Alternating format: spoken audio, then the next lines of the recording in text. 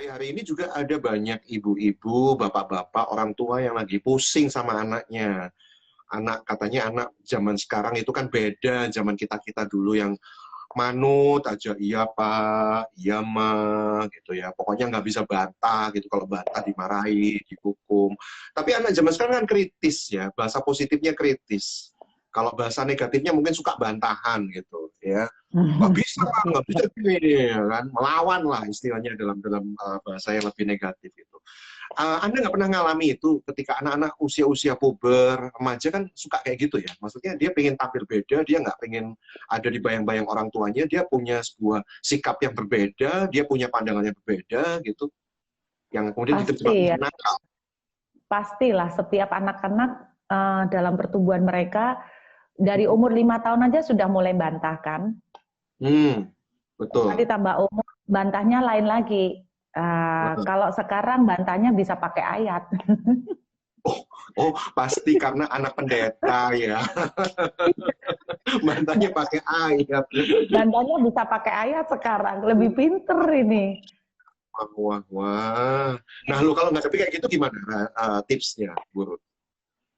Ya pengalaman pribadi, salah satu contoh misalnya waktu mereka kepengen mempertahankan passion untuk nyanyi ya.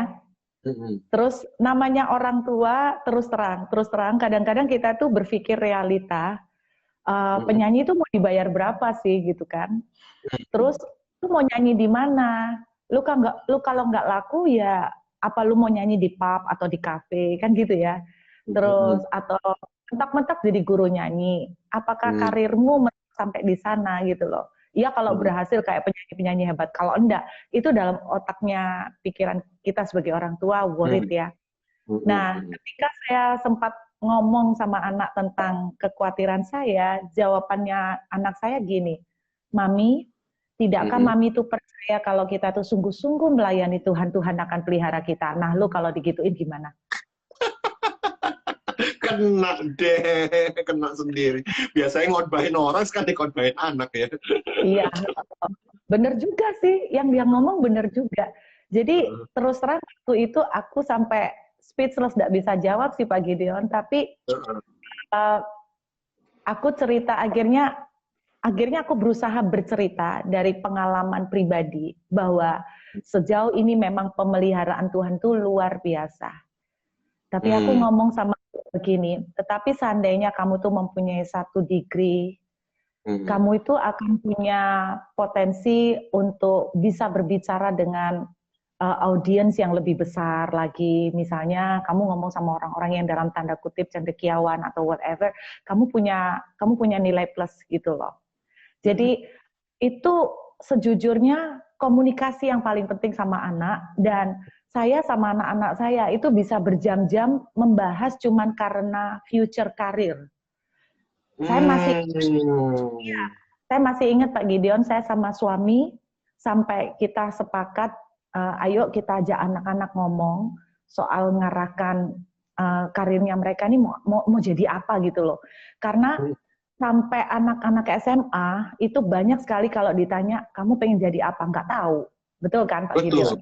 Betul, nggak Nah, jelas. saya sempat lakukan itu berkali-kali, meeting sama anak dalam suasana santai, ngobrol di ranjang. Kadang waktu pergi ke hotel bareng, misalnya lagi kemana, kita ngobrol. Dan itu saya pernah memperhatikan, sekali kami ngobrol itu bisa 4-5 jam hanya untuk membahas future career. Untuk membahas, apa sih yang kamu pengenin tuh apa nak? Dalam imajinasimu tuh kamu pengen jadi apa? Saya membiarkan mereka untuk menceritakan dulu tanpa saya langsung mengkat. Jadi saya menginginkan mereka, coba bayangkan kalau kamu misalnya bisa melakukan apa aja, semuanya bisa terjadi, kamu pengen apa? Jadi mereka mulai ceritakan, dan dari situ saya berusaha untuk menangkap blueprintnya, dalam arti anak ini sebetulnya intinya suka mau kayak apa sih gitu loh. Nah dari situ saya berusaha untuk mencari satu kesimpulannya. Terus kemudian, oh kayak misalnya dia benar-benar cuma seneng nyanyi, waduh kok nggak ada degree yang lain ya. Saya mulai mulai masukin, coba kamu begini.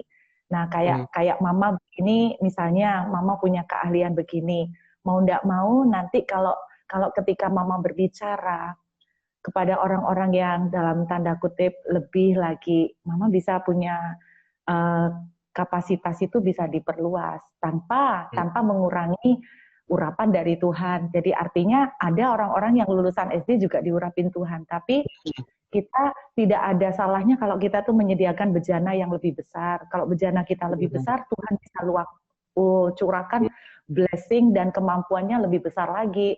Saya sih nerangkan gitu, akhirnya mulai mereka mikir, yang kecil mulai mikir gini, mah aku itu kalau tak pikir-pikir, aku ini suka ngurusin anak-anak, dia bilang begitu.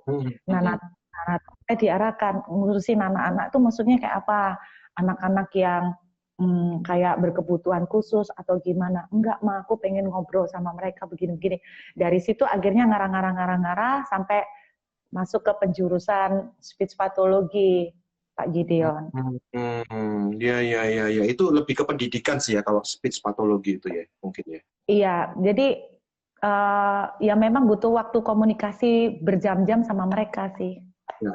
Oke, kuncinya jadi jangan terkaget-kaget kalau anak kita menjadi anak yang senang membantah, karena kita tidak pernah menyediakan sebuah ruang untuk kita diskusi, quality time, bahkan tadi sampai 4 jam ya membahas masa depan gitu ya. Sekali meeting 4 jam.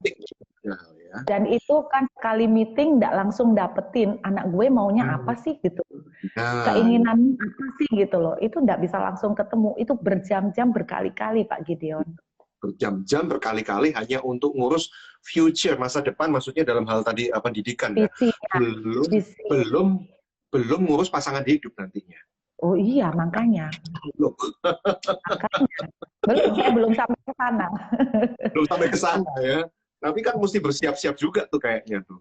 Iya betul. Tapi itu hikmahnya kejadian COVID ini ya Pak Gideon. Ya, hikmahnya gimana? Salah satu hikmat yang saya rasakan, hikmahnya adalah quality time yang luar biasa sama keluarga. Betul, itu mau nggak mau, akhirnya memang Tuhan push ke sana ya. Di rumah kita kumpul. Tapi kalau kita tidak bisa memaknai dengan positif, malah terjadi karena suka ketemu ya Bu ya. Suka tengkar akhirnya. Berapa banyak data yang saya baca itu angka KDRT makin meningkat gitu loh, karena sering ketemu. Oke, iya. Berarti problemnya ya kembali lagi ya mungkin karena dalam pemikiran saya prioritas utama dalam hidup saya adalah my family gitu ya. Nomor satu adalah Tuhan, number 2 adalah family. Jadi apapun yang saya kerjakan arahnya adalah untuk support my family, mereka mau kemana, mau apa gitu. Jadi di saat-saat COVID seperti ini justru itu sangat menolong saya, karena saya selama ini malah terlalu repot, Pak. Iya, sibuk pelayanan, jadwalnya banyak, ini ya luar biasa. Anak-anak pernah komplain nggak sih, Mama ini jadwalnya kok banyak banget sih? Oh, ya sering lah. Waduh. Tuh kan. Pasti. Ya. Saya penasarannya gini loh, oke, Anda begitu invest ya ke masa depan anak, pendidikan terutama, karena dulunya Anda orang pendidikan juga kan, seorang guru, teacher yang mengajar. Iya. Guru apa ya dulu ya Bu ya? Bahasa Inggris ya? Bahasa Inggris, Dari seorang guru bahasa Inggris ngajar, apa itu, SMP, SMA? Saya sampai jadi dosen juga sih. Oh, dosen malahan ya. Nah, ini yang saya dari seorang guru kemudian mengabdi kepada guru agung menjadi seorang pengkhotbah di berbagai gereja, terkenal lagi. Waduh, saya merasa luar biasa bisa ngobrol sama pembicara terkenal dan most wanted. Ya paling nggak Surabaya, Jawa Timur, bahkan sudah nasional ya, bahkan internasional. Wah, terkenal di Citraland, Pak. Hah? Terkenal di Citraland. Oh, ya enggak lah, pasti melebihi itu. Nah, ini gimana sih ceritanya dari seorang guru bahasa Inggris, kemudian mulai menjadi pembicara firman Tuhan, pengkhotbah. Itu ceritanya gimana sih? Iya, sebetulnya tidak ada intention secara sengaja ya. Saya bertobat kenal Tuhan itu umur 19 tahun. Jadi 19 tahun. udah mulai pelayanan di situ dan dibakar dengan kasih mula-mula. Salah satu ambisi saya waktu itu pengen jadi Catherine Kuhlman, kayak Catherine Kuhlman gitu loh. Bikin KKR kesembuhan. Wah. Iya, enggak pakai orang sembuh sendiri gitu. Urapan Tuhan, bisa sakti pokoknya gitu wis. Sakti, betul. Pingin jadi kayak Catherine Kuhlman rupanya. Oke, terus lanjut. Iya. Terus ternyata setelah 13 tahunan itu kemudian kok enggak terjadi ya, pintu tidak terbuka, saya di gereja menawarkan diri jadi full time ditolak. Jadi itu gereja mana ya? Kayaknya harus nyesel ya kali ini ya. Nggak usah disebut gereja. Nggak usah disebut. Enggak. Terus akhirnya setelah saya melihat pintu-pintu pelayanan tertutup buat saya, sampai akhirnya saya tidak punya ambisi lagi untuk pelayanan, terus ditambah dengan keadaan ekonomi yang sulit, akhirnya mimpi untuk menjadi pelayan Tuhan hilang. Dan melanjutkan pekerjaan Anda sebagai guru itu tadi ya? Iya, lebih mengejar uang. Nah, biar kaya, biar tidak diinjek-injek orang. Wah, gitu. Wah, berarti pernah ngerasain nggak enaknya diinjek-injek ya? Wah, iya, jadi dendam. Oke, alright. Terus gimana? Jadi ada kemauan, ada keinginan, tapi ternyata tertutup. Nah, banyak orang yang mulai mengartikan kan kayak gini ya. Saya kepengen ini, tapi pintunya tertutup. Oh, mungkin Tuhan tidak berkenan. Nah, bahaya kan kalau kesimpulannya seperti itu. Coba kalau misalnya Ibu waktu itu mikirnya, oh mungkin Tuhan nggak berkenan kali ya saya menjadi pelayan Tuhan. Kan mungkin nggak jadi sampai hari ini. Tapi aku mikir gitu sih, Pak. Sempat mikir kayak gitu ya? Iya, ini ambisiku, wong Tuhan nggak mau pakai aku kok. Ya udah. Nah, itu banyak terjadi. Maksudnya nggak ke ibu aja gitu. Ketika kita menghadapi pintu tertutup ya, kita mulai mengartikan, oh mungkin Tuhan nggak suka, mungkin Tuhan tidak berkehendak. Nah ini gimana ya membedakan? Lanjut waktu itu akhirnya ibu menyerah dan terus gimana sampai terbuka? Akhirnya saya menyerah. Terus sibuk cari duit. Terus? Satu titik saya sibuk cari duit, saya benar-benar jatuh. Habis dalam kondisi yang paling bawah secara ekonomi, saya pas baru melahirkan anak kedua. Terus setelah itu saya sempat tinggal di kos bersama dengan keluarga 4 orang. Jadi ngalamin masa-masa susah. Saya kecewa sama Tuhan, saya sempat murtad 6 bulan. Tapi jangan, Pak, ini not good example. Tapi itu realitas sih, banyak orang juga seperti itu gitu. Ya, saya meninggalkan Tuhan 6 bulan, saya tidak mau sentuh Alkitab, apalagi ke gereja. Tapi saya bersyukur, suami saya itu bohongin saya. Kenapa? Jadi dia bilang, ayo ikut aku ada wawancara kerja. Temenin aku. Senang. Ternyata dia bawa aku ke gedung di waktu itu ada Heritage Club, gedung Wisma Tiara. Oh, ini memang daerah perkantoran kan? Iya. Ternyata di dalamnya itu ada gereja. Oh, I see. Jadi aku ngamuk-ngamuk, kenapa kamu bawa ke sini? Aku kan tidak mau ke gereja. Terus dia bilang, kamu mau pulang? Iya. Ya pulang ngedewek, katanya gitu. Seruput dewek aku, Pak. Lah aku gak iso sepeda motoran nih, terus gak punya duit naik bemo. Akhirnya terpaksa ikut kebaktian. Aku sempat heran, kok interviewnya hari Minggu. Tapi ya kok masuk akal, karena nggak mungkin kalau ruang perkantoran tuh gereja, karena aku mikirnya gitu loh. Ternyata benar ada gereja. Ya akhirnya sambil mencucu gitu, ngomel, aku duduk belakang sama muka aku tuh gak suka sama sekali. Pendetanya kok saya bilang gini, ngerti semua aku, tahu. Balik mau ngomong gini ya. Sekolah Alkitab kok, dulu sempat sekolah Alkitab kok. Terus ngerti. Setelah pendetanya selesai khotbah, dia turun dari mimbar. Terus bawa mic Terus ada satu orang yang bawa alat rekam. Oh, saya ngerti kan gelagat ini, dia pasti mau doakan orang. Iya, iya, iya. Terus dia kok jalan terus ke belakang. Aku kan duduk belakang. Iya, iya. Aduh, gini. Aduh, mudah-mudahan bukan aku mandarojo aku rek, mandarojo aku mateng aku gini.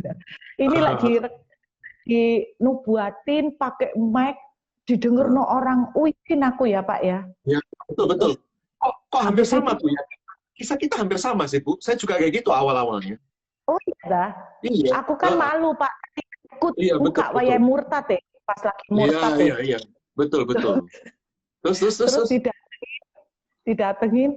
Persis di barisan aku duduk mateng kok di sini. OBE untuk taci yang di sana, mungkin bukan aku, mungkin buat taci yang sana.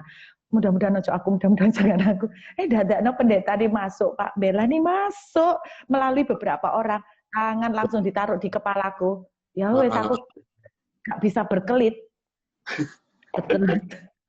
Di situ dia berdua dipakai Tuhan, dia membongkar semua yang saya rasakan sampai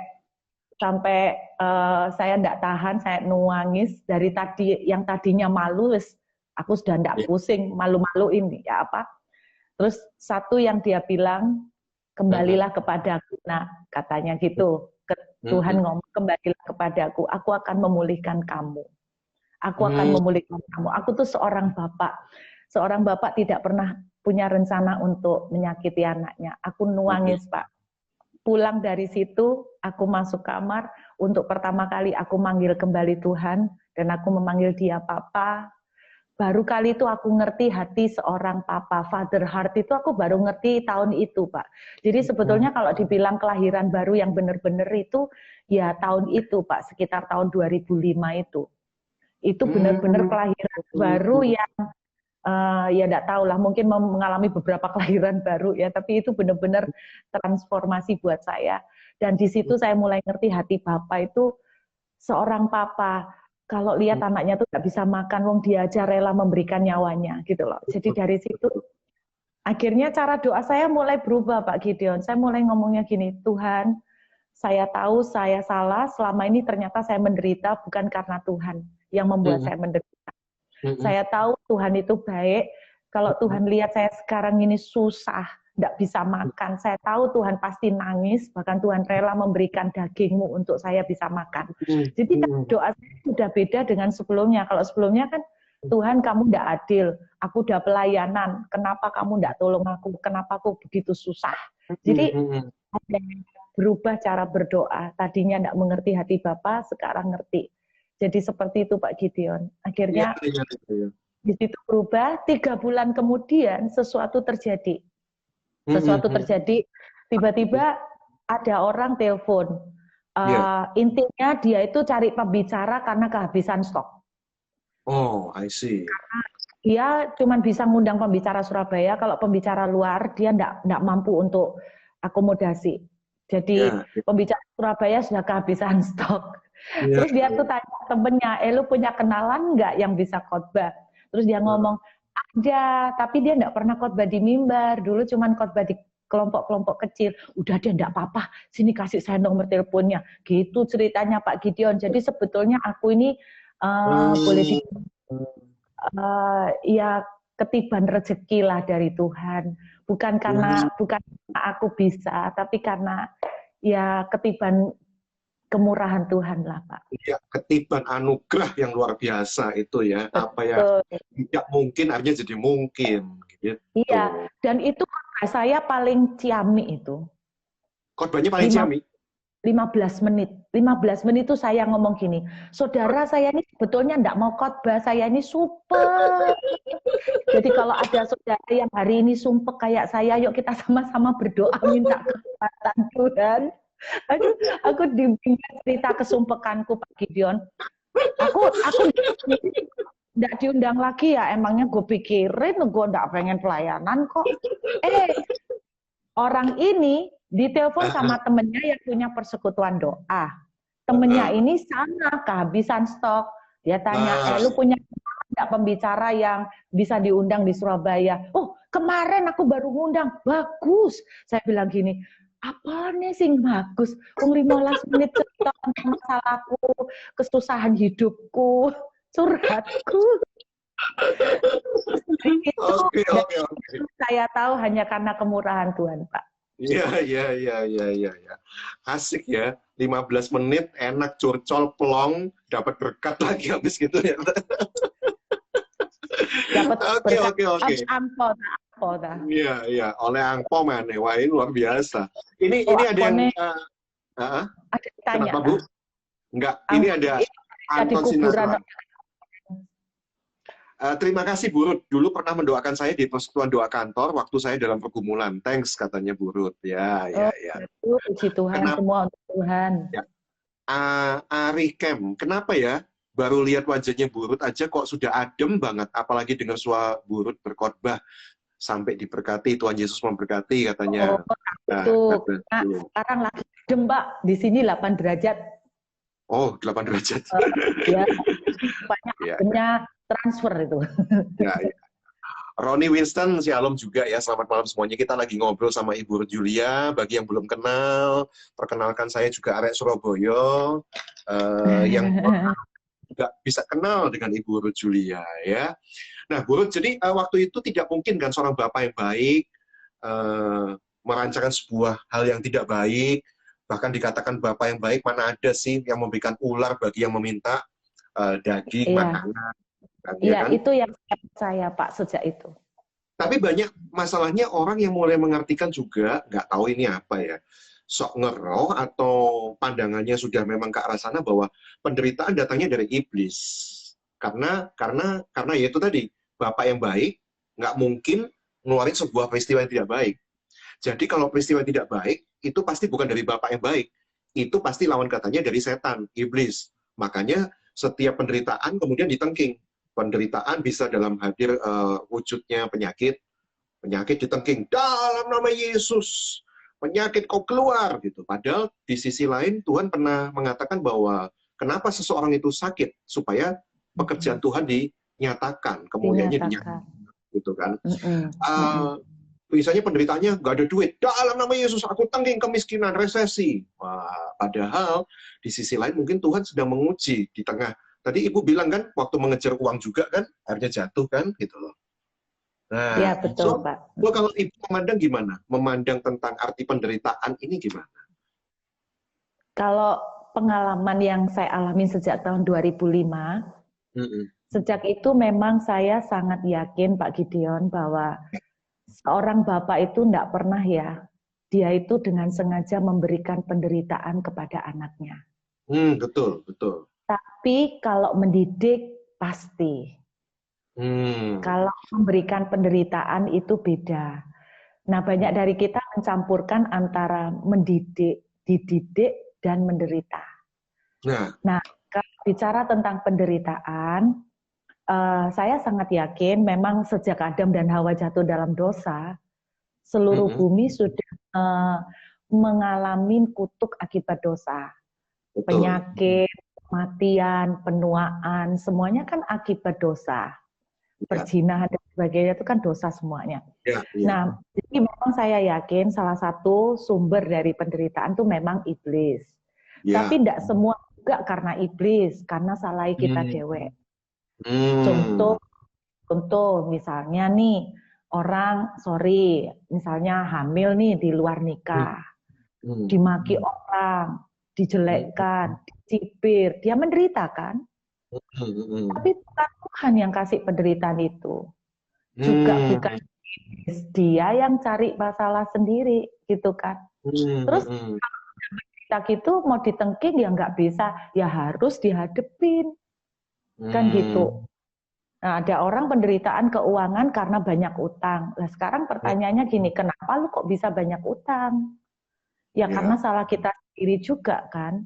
Jadi kurang berhikmat dalam mengontrol keuangan, misalnya terlalu memuaskan ego, keinginan sendiri, nafsu. Ya, kita. Jadi dosa, penderitaan juga datang karena kedagingan kita. Iya. So bagaimana untuk membedakannya?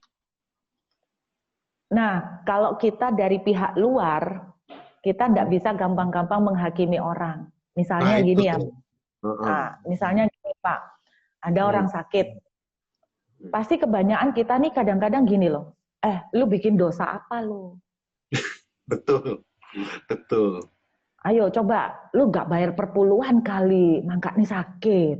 Ayo cepetan tobat, doa sana, minta ampun. Iya. Nah, itu Rasul Paulus sendiri ngomong, aku tuh tidak bisa menilai siapapun, karena Tuhan itu yang paling tahu hati seseorang. Jadi kalau kita as outsider, kalau kita sebagai orang lain, orang Ya. luar yang menilai orang lain, menurut saya sangat-sangat kita kurang bijak ya. Jadi Hmm. kalau penderitaan itu terjadi ke kita sendiri, kita Hmm. yang bisa introspeksi, kita yang harusnya tahu. Hmm. Iya Hmm. toh Pak, kayak Betul, misalnya betul. gini, kita menderita karena anak-anak itu nakal atau rebel, pemberontak. Iya, Terus iya. jangan kita bilang, Tuhan kenapa kau berikan aku anak-anak seperti ini? Loh itu salah lu, salah didiknya. Terus Hmm. kita salah sama suami, berapa banyak jemaat ngomong sama saya, kenapa Bu Ruth, Tuhan tidak cinta sama saya, kenapa Tuhan kasih suami seperti ini? Akhirnya dia kecewa sama Tuhan. Saya balik marah sama dia, saya bilang, loh sebentar, kamu dulu milih suami Tuhan yang memang suruh, atau kamu milih sendiri? Milih sendiri Bu Ruth, ya udah. Kalau milih sendiri ya lu mesti pertimbangan sendiri kan, seperti orang mau bangun rumah ya lu mesti hitung-hitung sendiri dong. Kalau nggak sanggup bangun ya jangan dibangun kan gitu, jangan dipaksain kan gitu. Nah, Hmm. jadi Ya, dikit-dikit kalau nggak nyalain Tuhan, pelampiasannya ke setan ya. Kalau Pak iya. Gideon, kalau Pak Gideon tanya bagaimana membedakan, kalau yang untuk diri sendiri, nah itu kita yang bisa introspeksi. Tapi kalau untuk orang lain, sangat berbahaya Pak, karena kita jadi tendensinya menghakimin.